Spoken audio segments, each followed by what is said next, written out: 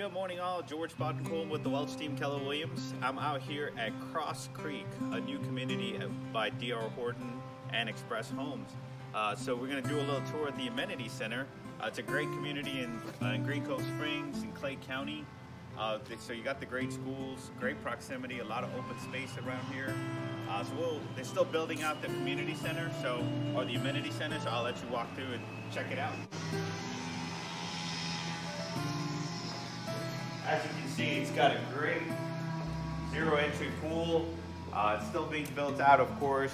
A ton of space around here.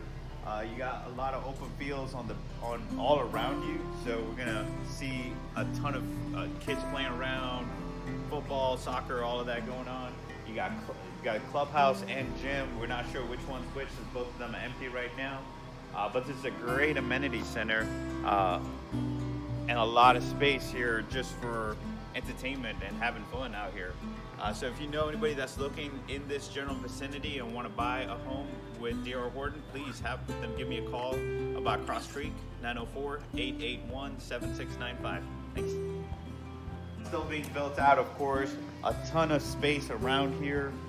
You got a lot of open fields on all around you. So we're gonna see a ton of kids playing around, football, soccer, all of that going on.